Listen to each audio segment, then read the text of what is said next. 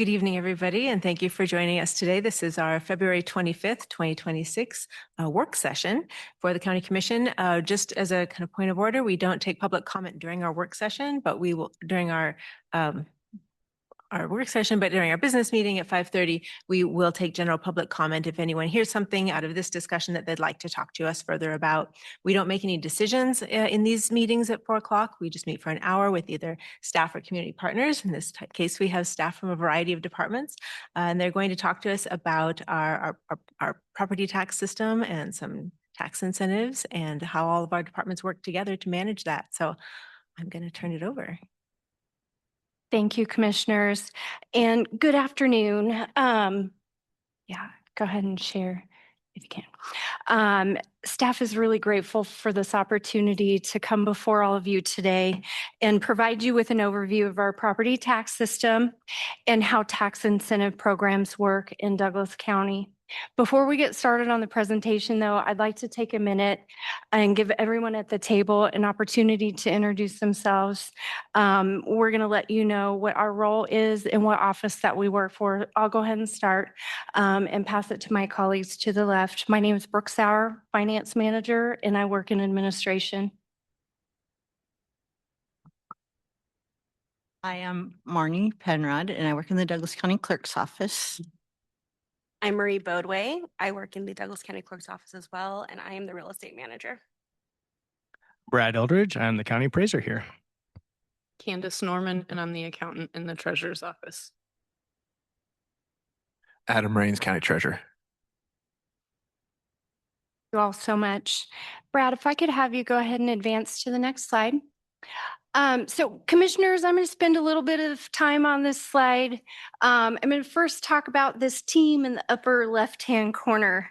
I really need to take a minute to focus on that group of folks because in Douglas County, we're very fortunate to have a very high-functioning, high-performing tax team. This team manages our revenue cycle, our property tax billing cycle, and they are the key players. They're responsible for calculating and issuing tax bills for every taxing jurisdiction in the county. We'll go over this process in the next few slides, but I just need to take a minute to tell you guys at a very high level the work that this group does annually. Just this past November, the tax team issued tax statements totaling nearly $279 million. This revenue supports budgets across the entire county, from drainage districts and cemeteries to our cities and school districts. In this role, the county serves as a fiduciary, collecting these funds and then distributing them throughout the year. This ensures stable and timely revenue streams for all of our taxing authorities. The team brings a very deep level of expertise to their work. They ensure each parcel's taxes, their tax bill is calculated accurately and consistently year over year. They put great care and detail into getting the details right, and they keep the billing cycle on schedule. To throw a wrench in it, when legislation changes, sometimes very quickly and sometimes even retroactively, this is the team that responds. This is the group that immediately steps in. We reprogram systems, we adjust internal processes, we implement new internal controls so that we can remain fully aligned with state compliance requirements and state law. What stands out most about this group of superheroes here on this screen is how collaborative and thoughtful each one of these team members are. They work closely across our departments, and we approach all of our challenges with a problem-solving mindset. Ultimately, this team makes a complex operation look very seamless. Their knowledge and agility and commitment to accuracy keep our tax administration functioning smoothly and efficiently. Go ahead and advance to the next slide, Brad. I'm going to turn the slides over to Brad now, and he's going to talk about some actions needed that need to take place for the process to be successful. Brad? Before we get to Brad, I want to say that this is a pretty unique team that across the state, I think if you ask Brad and you ask Marty and Jamie, this group doesn't always get along across the state.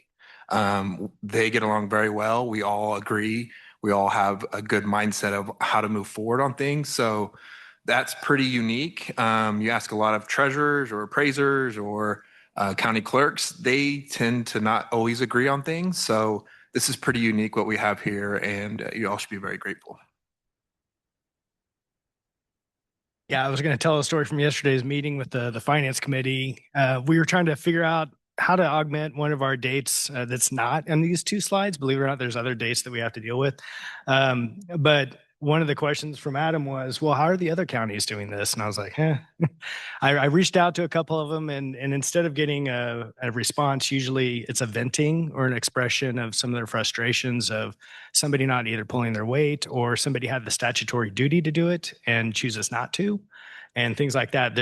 So there's probably about there's 105 counties. There's probably 104 different ways that counties are handling property tax. And I feel like this group right here is pretty representative of the spirit of the statutes of how it's intended to be ran, and the talent and the willingness to solve problems throughout that process is pretty strong too. So with our calendar, it's very much statute driven. Everything we do is spelled out in a statute in one place or another, and sometimes in 100 different places. And we have to find ways to patch that quilt together and figure out what the treasurer's office has to do on certain dates, what the clerk's office has to do on certain dates, what our office has to do on certain dates from the appraisal side of things. And that all straddles what you all do for budgeting. And so the intent of having all these different dates on here was not to confuse you or to clog your calendar for the next year, but just to kind of give you an idea of what we're doing before and after your budgeting cycle. And so right now, I just sent out about 42,000 value notices. Actually, they're going to be hitting the mail tomorrow. And so that's the first step in the process of while we're doing that. But we're also doing a lot of duties on last year's tax billing cycle for the next couple months. And then when I certify my appraisal roll on June 1st, I immediately begin on next year's valuation cycle. And so while everyone else is working on the 2026 value situation, I'll be working on the future year. And so we talk about a lot of the work that we do is we have to come through the timeline quite a bit. And so we talk about the DeLorean that we drive back and forth. I'll have my screen sometimes set on 2022 because I'm working on a taxpayer who's working on a delinquent tax bill.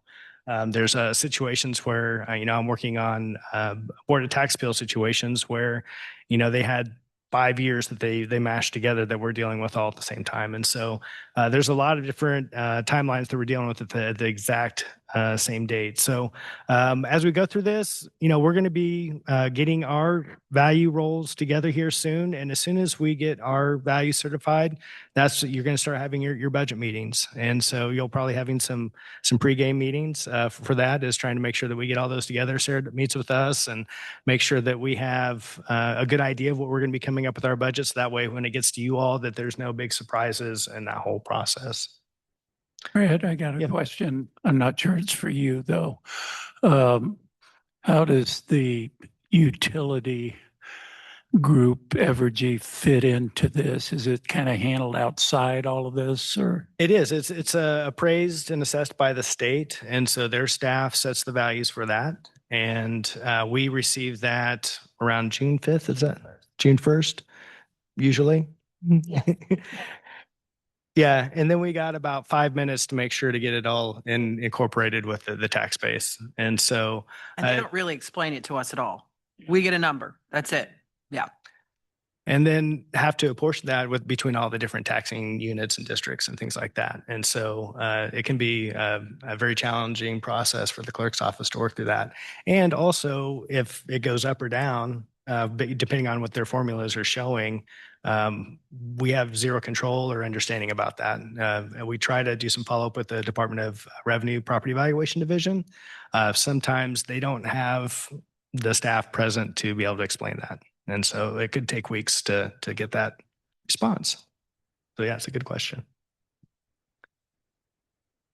So I have two slides on here with the schedule. The first slide talks about the first 6 months up to about the certification date, and then we get into June. And so one of the things that this tax team works very hard at is, every time we mail something out to the taxpayers, somewhere between 42,000 and roughly 50,000 pieces of mail, we have to lock down the system and make sure everything is squared up. And that is a lot of work because we have things that are moving with values in the appeal process. We have tax bills that may or may not be paid, things like that. People move, and so just keeping track of owner addresses is a full-time job for some of our, 2 or 3 people from the clerk's office. And so we have to get that all locked down. And with the revenue neutral component of that was born about 3 years ago, and it's new to our process, there was not a guidebook. And so we learned that by doing and trying to work through that. And I think after 3 years, we've kind of got it figured out, but each year they tweak it just a little bit. And so we have to find ways to adapt to that and what that means. And usually when they modify it, it means we have less time to do whatever we needed to do. And so if you're ever working with the clerk's office, trying to find out what's going on with some of the certain tax units and things like that, in the month of July, it's a tough time. You might have a couple of days to get a response back there. Do you all have any questions about the timing of the budget and our revenue neutral and things like that? I had a question for Sarah, I think. Since they don't get that update on the utilities till June, is it fairly constant or does it bounce around a little bit? Oh, it changes every year. Yeah, so some years it goes up and some years it goes down. It probably fluctuates more wildly than any of our other values. And you don't get a forecast, so Nope. how do you account for it? We don't. We have to just sort of adjust when we get it. So it's difficult because I'm pretty deeply into the budget process at that point. I've already got, sales tax projections. I've already got other pieces, and that number can throw us for a loop. A year or two ago, I called somebody at the state and they couldn't even explain how it worked. We can meet over coffee and I can give you a very high level overview of it, but it involves the real property assets and intangibles. And so they're valuing both of those asset groups. And then so they look at the cash flows of the whole entire operation for Evergy for the state, and then they allocate what they perceive as Douglas County's portion of that. And then, depending on what interest rates are doing, rates of return, investments, things like that, it can influence that quite a bit. And their production, if they take down one of the turbines, things like that, it changes a lot of things. So, but that's about 8 to 10% of our tax base, I believe. And so it's a big part to be ready for. So, with this process, what we're trying to show also is that there's a lot of things happening concurrently. And so this was an infographic that one of my staff, Jessica, had come up with to help us illustrate that to our taxpayers. And we're getting ready to put this on our own website. But it talks about, all of these 3 different color bands. You have your months going across the top. But while we're thinking about last year's second half tax bill, we're also publishing current year's values, which haven't been billed yet. And then we try to get those values ready for certification and revenue neutral meetings, and then get the mill levy set in October and November. While that's all happening, we're also trying to value and inspect 1/6 of all the properties in the county. So about 7,000 properties in just a few months. Our next slide that we have is about the tax incentive programs. And so we're kind of shifting gears from calendars to the tax incentive programs that this team administers for all the different cities and the county. And so we've got a bulk of our programs are rooted in the neighborhood revitalization area. And so a lot of Baldwin, the whole city limits of Baldwin is a neighborhood revitalization area. And then we've got about, I think, roughly 10 properties in Lawrence, that are either currently in or to be in the neighborhood revitalization program. Uh, Brad, can I ask a Yeah. question about that? Sure. So when it comes to us, we're usually being asked to approve an area or a map, but this has to be calculated for each parcel within that. Is that correct? That's correct. So Okay. for Baldwin, they're on a 5-year term. And so we have to have our base year value, and then they get a percentage of the increment of the tax bill back. And so depending whether it's commercial or residential, it's somewhere between 90 and 100% of whatever the increase in value based on either their new construction or renovation or additions to the property. And so we've got a couple commercial properties in Baldwin where they do an addition every year. And so it is a very manual calculation trying to work through that. I got a question. When the city limits of Baldwin expand, does the neighborhood revitalization area expand? I'd have to take a look at that. There articles of origination establishing that district, I think, is probably set in stone based on when that was done. And the last one was it 2022? Yeah, and I think their new RHIDs are what's covering the new areas. So I think they added their RHIDs to cover new areas because they work similarly if you're doing it for residential, I believe. But this team would know more than I would on that. I think when we're approving the map, the footprint of it, so it's a known thing. I don't think it expands or contracts without coming back here. Right. Yeah, once they set up that agreement, it's in place based on whenever they had the meeting and signed off on it as the city government. And then we just administer it for them based on the terms that they set out and outline in that. So, so with that, Baldwin's is going to sunset here in the next couple of years for the neighborhood revitalization area. They had already re-upped it after the first 5 years. And so we're in that second 5-year phase. We call it phase 1 and phase 2. If you look at our books, which Candace did an amazing job yesterday showing us the back end on how those books work yesterday. And then the RHIDs, the reinvestment housing incentive districts, Baldwin has 3 of those. We've got 2 proposed in Eudora, and there's a good chance we'll see more this year. And so those are also based on the increment in value, and then the developer gets a majority of the increment of taxes that are resulting from that new construction. That'll go back for 20 to 25 years, and however long it takes to pay the developer back what was agreed upon between the developer and the city. And so that the intention there is to cover their development costs, but not more than that. So then do you have to keep track of when they've accomplished that, when they've been paid back for their actual costs? We're discovering that I think we are going to be responsible for that. And so like a lot of these programs, we're administering them for the different entities. And so it's probably a good checkpoint for us to keep track of that. So that way they don't over reimburse the developer. By we, you mean the whole team or the assessor's department? All of us work together. I have a couple slides in here that talks about some of the time to set up on this. The RHID program was new to us this year, and we had well over 200 hours on setup to try to adapt our system to accommodate how the calculations work, and so we could even track it in the system too.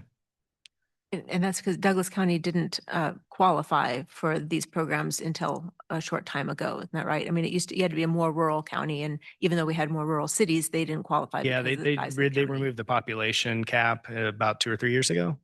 Yeah, I years think ago. Baldwin qualified initially as well. And so, but even though once it's approved, it takes a couple years for it to come back to this team. But Baldwin has always been in that price range, or not price range, population range for that. And then now it's just open to everyone. Lawrence would qualify if they would choose to. Yeah, Lawrence qualifies now. Do you get to recoup any of those costs now that you realize that you're going to have to be managing all of that work? No, No. we don't know any counties that are getting a fee for managing RHIDs at this point. And then the only one that we collect a fee on is the NRAs at this time.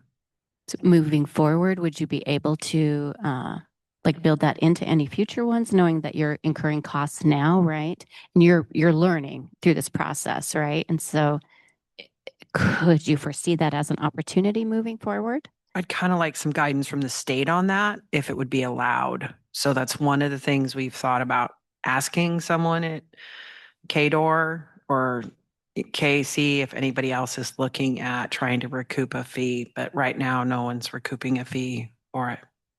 Thank you. Brad? Yeah. You may have this. If you don't do it during a busy period, but I'd be interested to see, like, over year by year, how many of these we've added. Is it fairly consistent? Has it increased a lot in the past 5 years? Do you have any, you may not have any general sense, and that's fine, but It's kind of like a pecan tree. It yields about every 2 or 3 years. And so every 2 or 3 years, we get a huge bumper crop of these things coming in the door, and then it's kind of dry for a year or so. But yeah, it just ebbs and flows depending on what's happening and with the development in the area. The supply and demand of different property types and influences had a lot, and attitudes for the different cities, how they're approaching those projects. RHIDs are adding, I mean, that's exponential in terms of the number of properties. I mean, before and that's, if they continue to develop, it's a lot of properties inside that one district. Yeah, so think about, for example, a couple of the projects that are proposed in Eudora. One of those is a 100-lot subdivision, and the other one's a 50-lot subdivision. That's going to be 150 properties for us to touch individually and keep track of for 20 to 25 years, and make sure that we calculate the increments correctly back to the developer. Well, it'll go to the city, and then the city reimburses the developer. Is there any possibility of working out a deal with the city to recoup the costs and leave the state out of it? I just don't want to do something that wouldn't be allowable. So under the statute. So that was why I think we were going to look to the state to sort of say, is it allowable? Because in some of these various things, we are not allowed to collect a fee. So that's why I was going to start with them. And then I do worry about equity in these situations. If we did it from here on out, and would that just be Lawrence RHIDs because Baldwin wouldn't have them because they've already been approved? So I don't know retroactively if we could do it without amending the plan. So when I first came on, some of these projects were just going to the city and ignoring us entirely, or they'd tell us after the fact. We don't necessarily get a full vote on some of these. We can have some veto power. But I think the developers have gotten the idea now that they need to involve us in the conversation as early as possible because of this, because it impacts our workload and our staff, as well as some of those property taxes that are being incentivized there. We still have costs that are associated to us, including this, and also like the EMS response and things like that. So It's been an ongoing conversation with them. Yeah, I think it's something that we strive to improve every year. Having Sean on board, that's part of his duties as deputy administrator. And so that's helping out a lot to make sure the communication is full circle, because you can have changes in positions with the different entities, and next thing you know, oops, I didn't get the paperwork over to the county. And then the expectation when they get the tax bill, there's a big surprise. And so, but we work through those. All right. So that's kind of an overview of the number of different programs we have. I'm going to now go into a breakdown of what each program looks like and what some of the things that they're trying to work with in terms of the timelines and what they're intended to help out with and how they work. And so the first one is the neighborhood revitalization areas. Sometimes they call them neighborhood revitalization programs. And so you'll hear acronyms like NRA or NRP.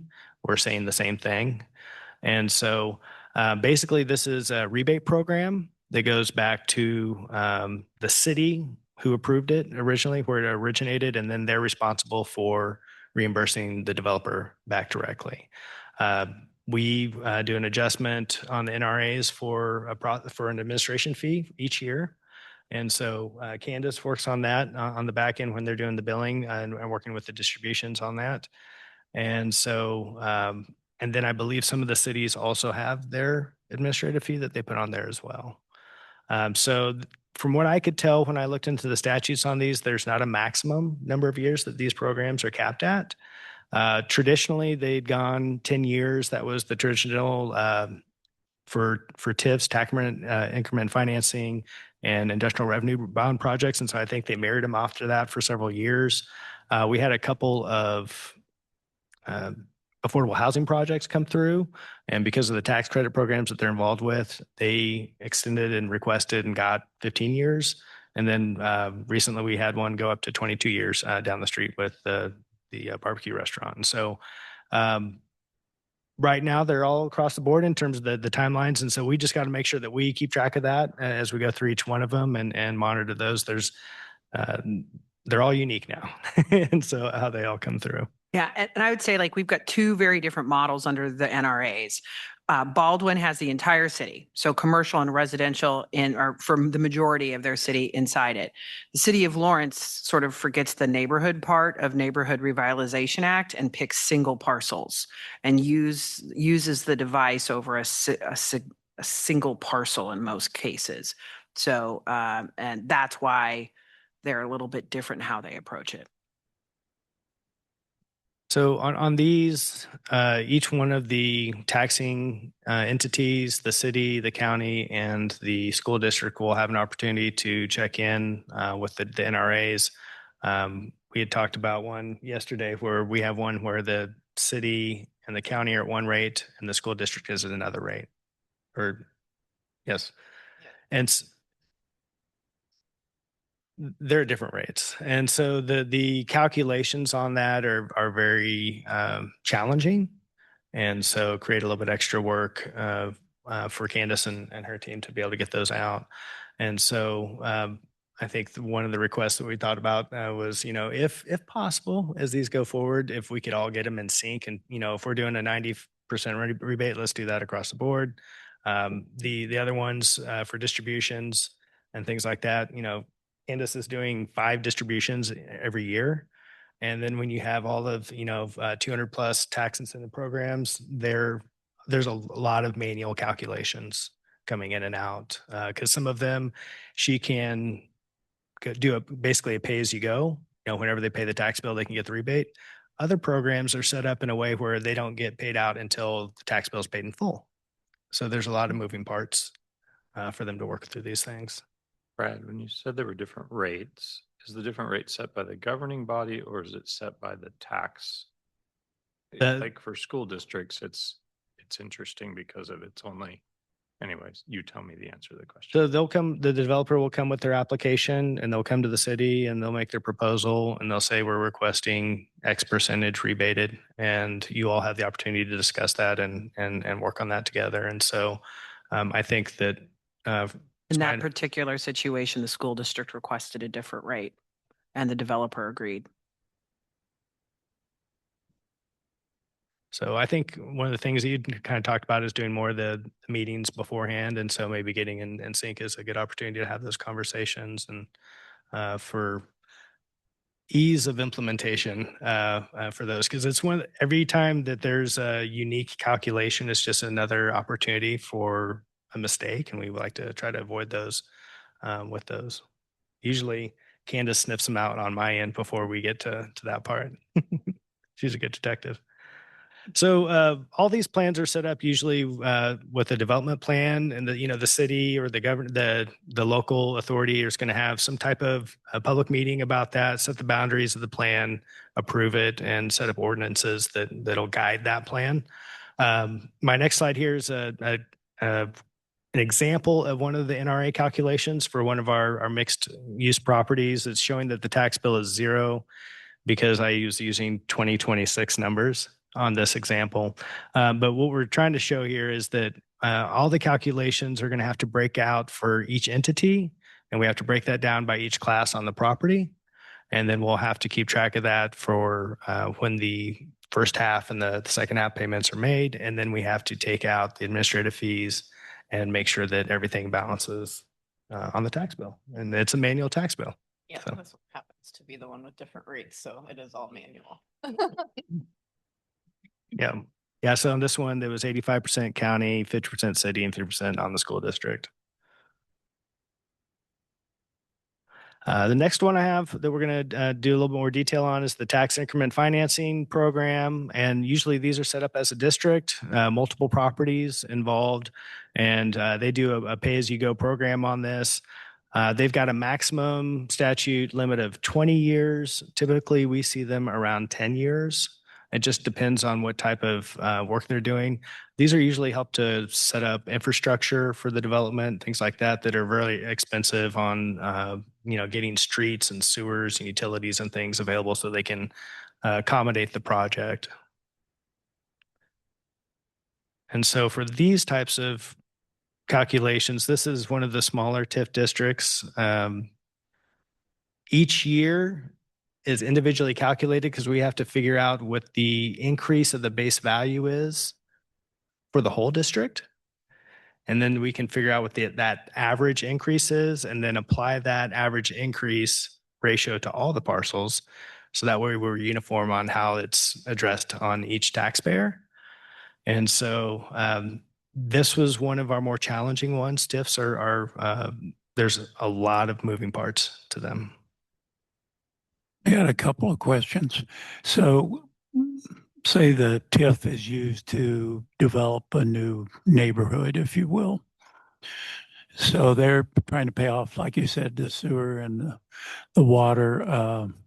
What if you hit an economic downturn and no houses are built for 4 years? The increment would not go up as much and there'd be less revenue going back to the developer of the project. Yeah. The other question then is, when you calculate whatever, do you send that to the city and they reimburse the developer, or do you deal with the developer directly? We send it to the city and then they. Which I would say sometimes is part of the confusion because, this is the team doing the math and that's the team cutting the check. So oftentimes, I would say we don't get credit for all the work we do. And I'd also say then I think sometimes I worry that there's a communication gap. And if there's any confusion about the tax bill, they give Candace a call or give me a call or Adam a call and say, hey, what's going on with this? This is not what I was expecting. And when do I do it? When do I get my rebate? So we have a well-established appeals process for, residential and commercial type properties. For something like this, if we have a developer that disagrees with the math, or is there a process then that's established for them to come back and ask? Yes, they're still entitled to their ability to appeal. And there may be properties that aren't improved or, dramatically changed in that district. There might be a handful of properties that district is intended for, but they pulled in a few others that didn't participate or were under a different ownership, things like that. And so, all things do not move in the same direction at the same time, but if they want to appeal, they're more than welcome to. But then it changes the ratio for the whole district. And that can happen after we certify. Maybe a year later. So the next one we have set up here, we've lumped several of these together. Even though they're individual programs, they behave similarly for us. And so that's why we grouped them together. That's the industrial revenue bonds, which are IRBs. It's one of the older programs out there for tax incentives. The payment in lieu of taxes. So we use the pilot as the acronym there. And then economic development exemptions, the EDXs. And so I've got all the different statutes in here. If you guys ever want to go back and through them, they're very riveting reads, and they talked about all the guidelines and what the cities have to do in order to get those things set up. It's a lot of in the spirit of transparency, making sure everybody has a chance to hear, have their public input on it, and before they approve it and sign off on it. For these, they have a maximum of 10 years. And there was a law that was put in place about 6 years ago that carved out the school capital outlay portion to be excluded from these. And so in other words, whatever the mill levy that the school districts had for their capital outlay, that was not going to be adjusted. And so that way the school districts could still pay for those bonds and not have any kind of issues for the budgeting on that. So whenever they do these, they have to do a cost benefit analysis, usually working through the city economic development team. And then I'm usually involved with the front end because I have to come up with a value with and without. And so there's some time for us on the front end and then on the back end of these. Some of them can be pretty straightforward, like a nice clean 50%. We like those. We'll take 50% for 10 years every day. Others, if we've got some that have a specific payment and a different payment every year for 10 years. That's when Candace comes up and she said, Brad, why did you talk him out of this? And so, but it's a lot of that's probably the most manual calculation that you do on a tax bill is the pilots that Yeah, we do have have a specific- bill that we send each year for one of the pilots that cannot be in the system, so. Oh. Yes, we do have a handbill pilot that we have to send out manually each year and calculate in connection with 2 other parcels that are in the system. So it does get a little bit complicated sometimes. Brad, last Friday, you were talking about the dozen or so property tax bills floating around the house right now. Do any of those affect these? Or are they on other things? Yes, I think they would. I haven't read the fiscal impact letters on all of them, and some of the fiscal impact letters I don't necessarily agree with. I do have some information about some of those bills at the end, but one of the bills out there is to abolish property tax. And so if they did that, I think there would probably be some challenges with the bonds that are out on these different things and some of the cities and potential lawsuits out there. The others where they're doing capping of different budgets and things like that, it would probably impact payment and bond risk for whoever's holding the debt on those. So I'm sure there'd be a lot of things to look at. So here is an example calculation for one of our pilot agreements. This is one of those where we've got a fixed payment that they've given us, and we've got to carve out what the taxes would be based on the true value for the school district capital outlay. And then we've got to allocate the predetermined payment across the ratios of the remaining taxing entities where that property is located. And so it's a math problem, but a good thing we do a lot of math. And so, and we like to do spreadsheets. And so we were able to work through it.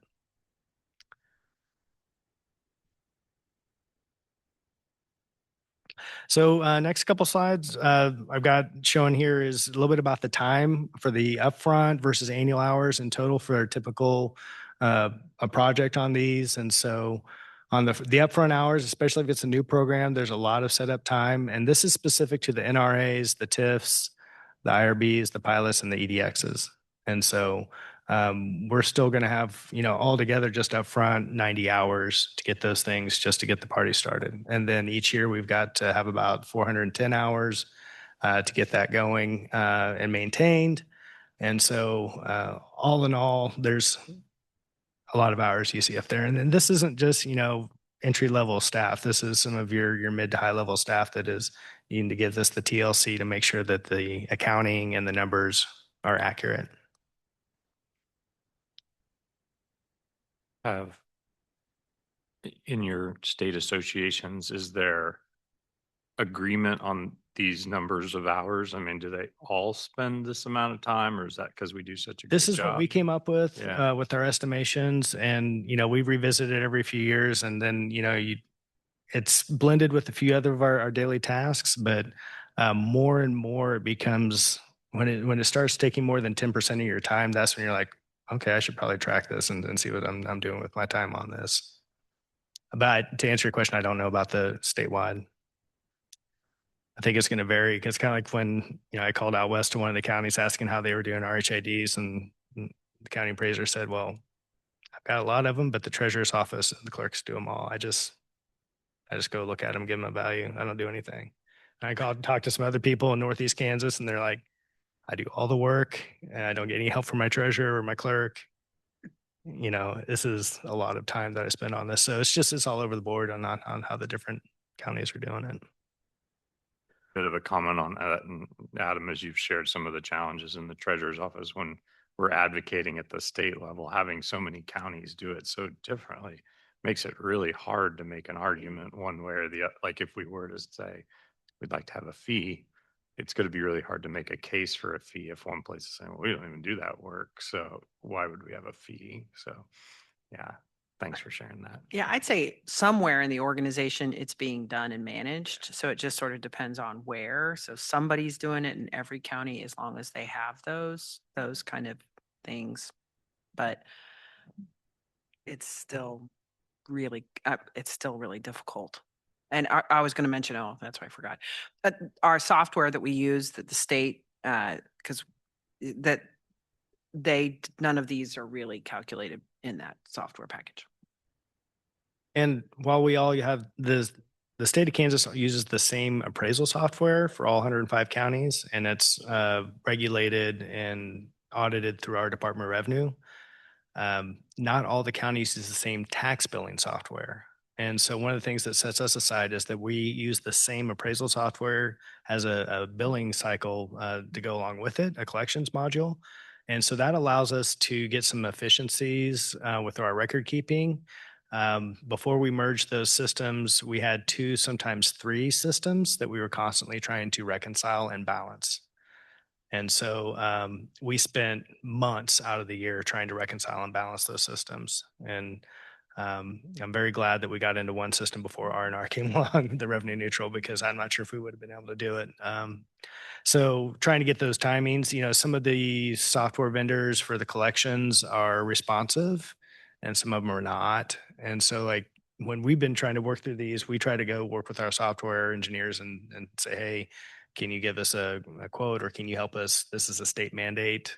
Can you just include it with our maintenance fee type of thing? And then meantime, we're trying to figure out our workarounds, trying to get the calculations going. But some of the software vendors for collections across the state just say, good luck, you have to go figure it out or do your manual overrides and good luck at the audit. So. Brad, do you know how many, or do you have a list of how many entities across Douglas County that we have that don't pay property taxes? So I'm just kind of curious, as you've been talking, property taxes, it's always a conversation, right? And so we have multiple property tax bills right now at the state level. And I'm just kind of thinking, compared to other counties, do we have a higher number of entities in Douglas County that don't pay property taxes? I don't know, just as I was thinking as you all are talking and the level of management that it takes for your team to manage these different pilots, TIFs, all these different incentives and just different programs in general. I was also thinking, okay, how many entities in general do we have that also just don't pay property taxes across all of Douglas County? Like University of Kansas, for example, things like that. Tax exempt property owners. There's quite a few. If you, I put together some information on it a year or 2 ago. I haven't looked at it again, but each time I do my certification of value, I break down all the values for the fair market value properties that are on the roll, and on the certification paperwork it has the exempt properties, but we leave that out because it's not part of the budget. I think if you looked at the total value base, it's about 10-15% because we have KU and the hospital and some other, all the schools and things like that. There's a lot of properties that aren't on the tax roll, and we get our office processes the applications for that. We're kind of like the checkpoint for the Board of Tax Appeals. When somebody does file for tax exemption, they have to file that paperwork with our office. We vet it, make sure that legal descriptions, ownership, and all the paperwork's in order before they go up and ask for that exemption. But there's only 3 things that we can approve locally for exemptions. Most of them have to, 99% of them have to get it approved through the Board of Tax Appeals up in Topeka. And for all of the various affordable housing developments going up across the county, are all of those, do all of them pay property taxes? Do all of them not pay property taxes? If they're privately owned, they will be paying property taxes. Like for the city and county partnered projects, if it's under the city ownership, then they're typically exempt. And so if you think Like about tenants to homeowners? They pay Uh, property tax, They do pay property taxes? Okay, but like the for- housing authority wouldn't. right. yeah, for their owner occupied stuff, but they Right. also have some rented properties that are qualify for exemption because they do below market rents and they're nonprofit in orientation.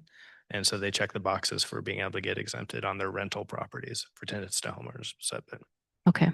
So yeah, I would be interested in seeing like just across the landscape, how does Douglas County compare to other counties as far as how many taxable entities do we have? How many taxable entities do we have? Okay. What does that look like? Does it matter? Does it not matter? I mean, I don't know. And yeah, just kind of curious. I can put that information together. I did a deal a few years ago for the Colliers Group for their annual commercial real estate overview. And that's the main thing they asked for. They wanted to understand more about the taxes and properties because some of our taxpayers do have that concern about the amount of exempt properties in the county. Thank you. So time required for the back end of RHIDs, we do not know. But we know that it took a lot to set them up. This is an example that I had here on one of the slides. It's kind of like the TIF districts, and I think that behaves that way for you for billing. And so basically, if you've got a 50 lot subdivision, we've got to figure out what they were worth before and then going forward after, and then look at the increment difference on the whole thing annually. And that one is also based on who's paid taxes, right?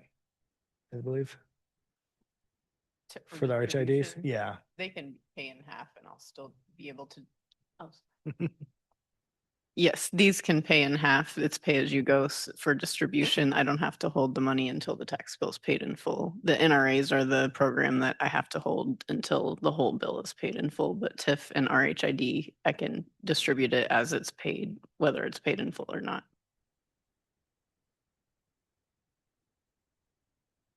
So a recap about the fees. Our current fee for new NRAs is $1,000 per year annual fee. We have a few old ones that are still on the books for $1,000. Those were set in the early 2010s. That fee was revisited mid 2010s to $500, and then roughly in 2020 that was up to $1,000. And so we've got a tiered, and that was one of those things as we learned as we went, we found out how much time we were spending on these things. And it doesn't cover dollar for dollar near what our salaries are involved because, this is part of our daily duty. But this was to try to help cover offset some of those costs.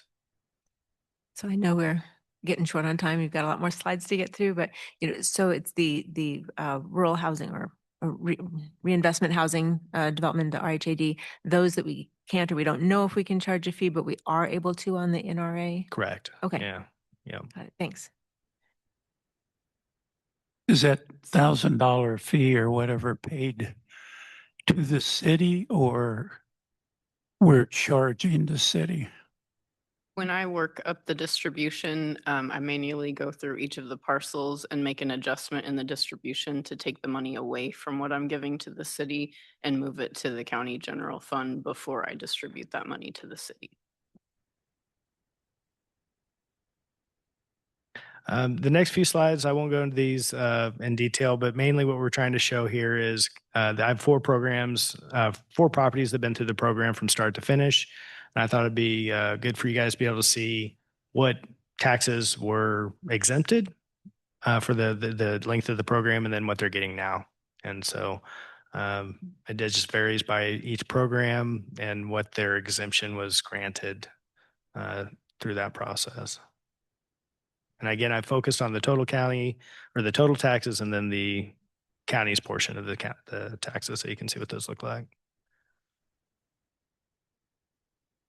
And then I've got a few slides here on proposed legislation. I'm not going to read these to you. I think you guys have been seeing the summaries from Little Government, but happy to field any questions you guys might have about the proposed legislation or anything else.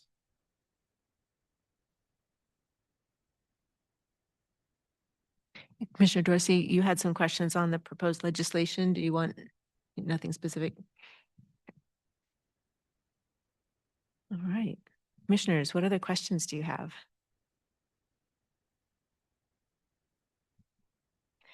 Can you talk also, we have the local residential property tax rebate. Can you talk a little about that program that we had last year? I think was the first year we had it. What would you like to know?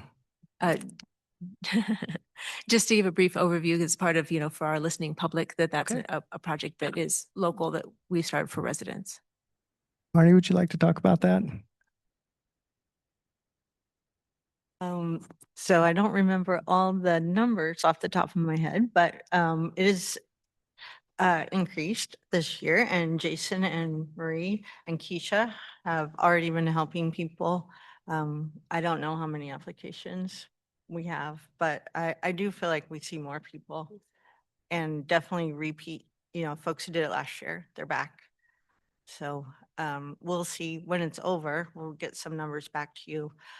If the changes that you approved increased our participation or not. And it's open now for people to apply to. It is. And it closes when? April 15th. Okay, thanks. Commissioners, do you have any other questions for this team? Yeah, just this may be more of a philosophical question as we've sort of spent some time talking about fees and costs. One of the reasons for these programs is it increases our overall tax base in the end. Is it your opinion that it's not increasing the tax base enough to pay for the additional service that you're providing?